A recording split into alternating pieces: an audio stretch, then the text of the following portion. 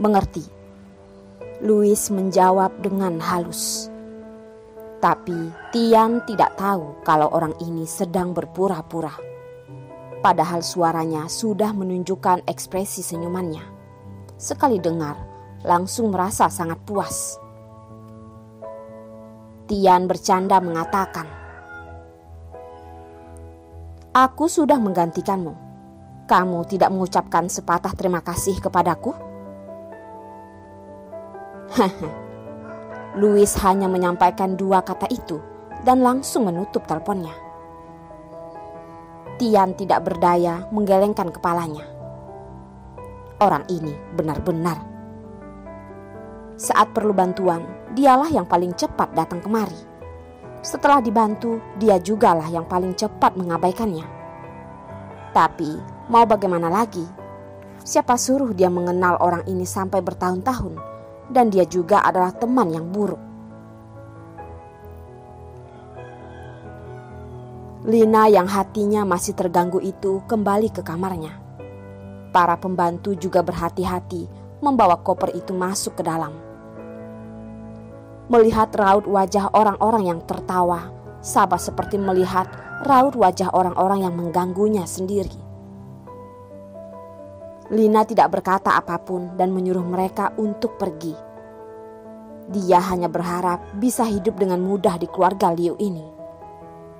Tapi telapak tangannya mengelus perutnya. Dia tahu kalau saja ada yang mengetahui anak yang ada di dalam perutnya itu, hidupnya pasti akan menjadi lebih susah lagi.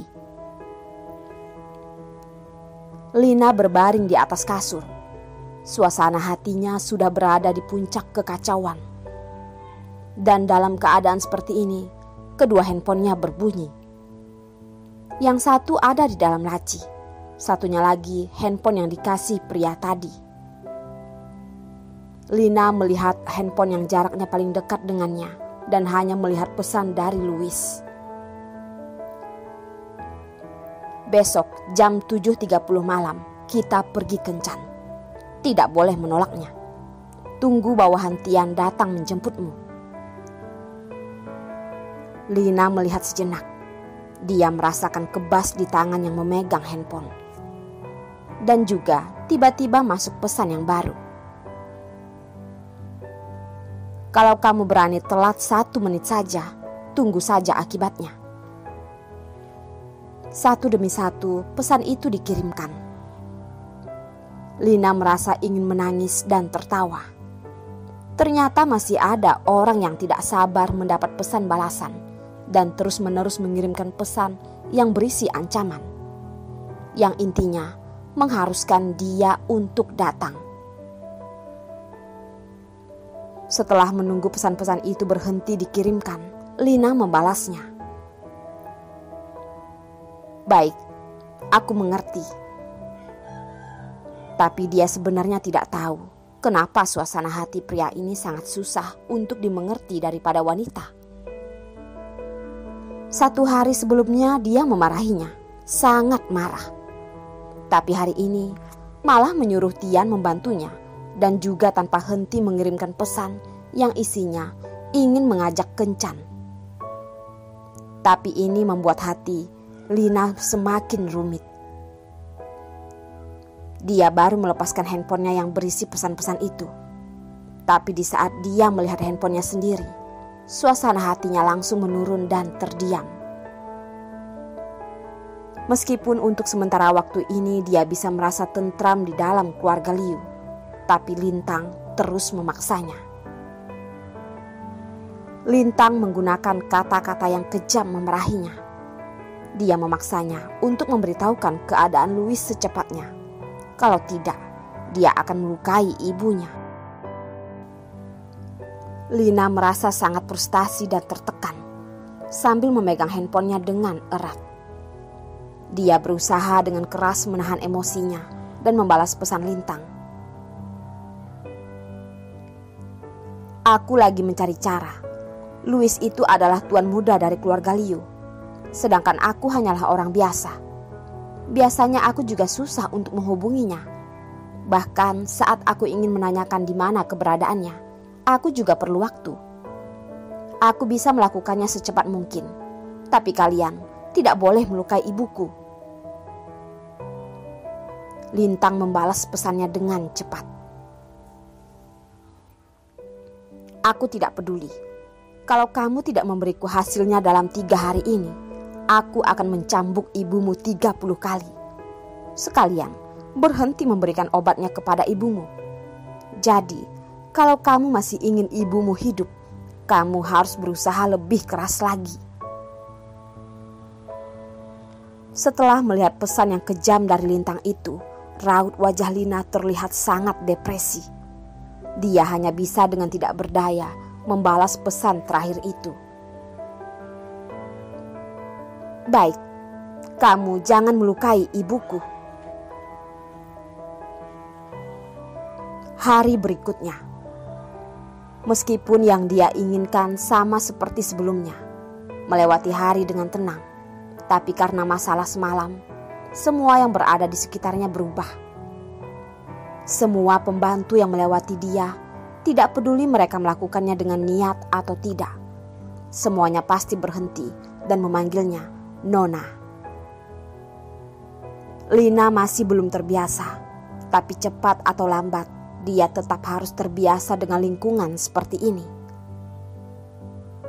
Peraturan untuk hidup di keluarga Liu memang begini. Kalau orang yang statusnya lebih tinggi melihat tinggi dirinya, maka orang yang statusnya di bawah tidak akan berani mengganggunya. Tapi kalau orang yang statusnya tinggi melihat rendah dirinya, maka orang yang statusnya di bawah pasti akan terus mengganggu dan tidak menghormatinya. Dia belum mengerti peraturan ini sejak tahun pertama dia masuk ke keluarga Liu. Kamarnya sudah dipasangin AC dan pemanas airnya juga sudah diganti dengan yang baru. Lina berjalan ke dapur dan membawa beberapa makanan kembali ke kamarnya.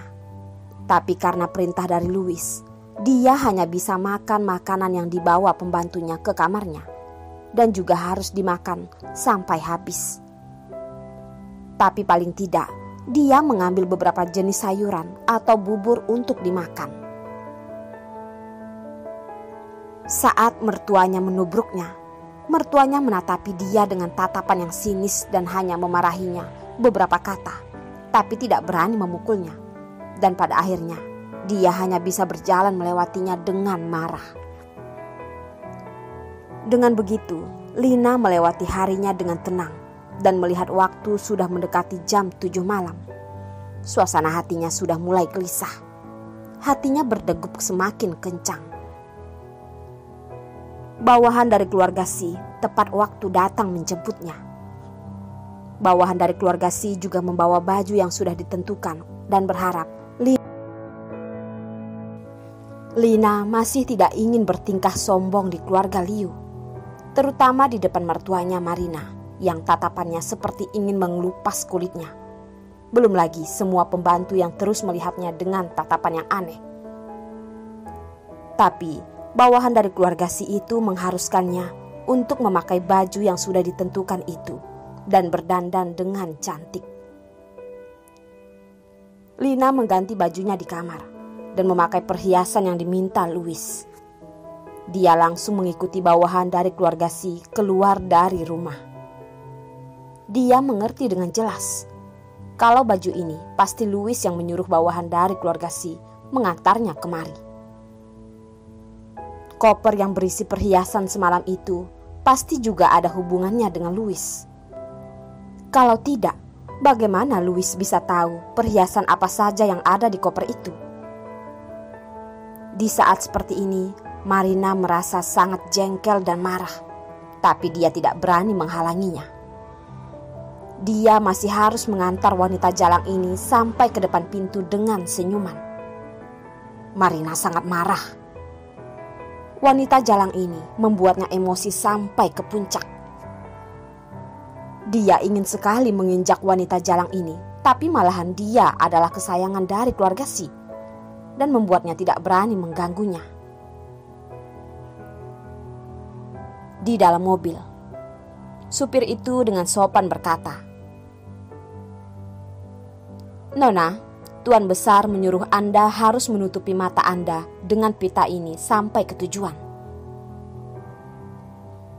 Menutup mata? Hati Lina sangat bingung. Pria ini sebenarnya mau ngapain sih? Tapi Lina tetap menggunakan pita ini menutupi matanya. Karena matanya sudah ditutupi, Lina tidak bisa melihat apa yang ada di luar kaca mobil ini. Dia hanya bisa menunggu waktunya sampai. Tiba-tiba, dia merasa sangat gugup. Bisa saja, supir ini bukan bawahan dari keluarga Si. Dia berada di mobil ini sudah sangat lama. Kalau saja tujuannya adalah ke rumah keluarga Si, mobil ini seharusnya sudah berhenti. Lina berpikir, Louis bilang ingin pergi kencan dengannya. Tapi tempat kencan mereka sebenarnya ada di mana? Suasana hati Lina mulai merasa tidak nyaman. Setelah mobil berhenti, supir itu dengan sopan mengatakan, "Nona, kita sudah sampai. Tapi Anda masih tidak boleh membuka penutup matanya. Mohon tunggu sebentar." "Baiklah."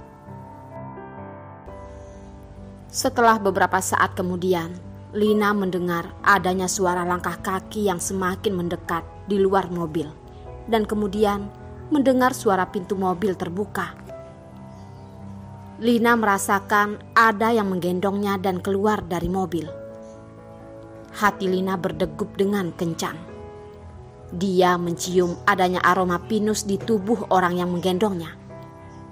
Bagaimana bisa dia tidak tahu siapa itu? Orang itu adalah Louis.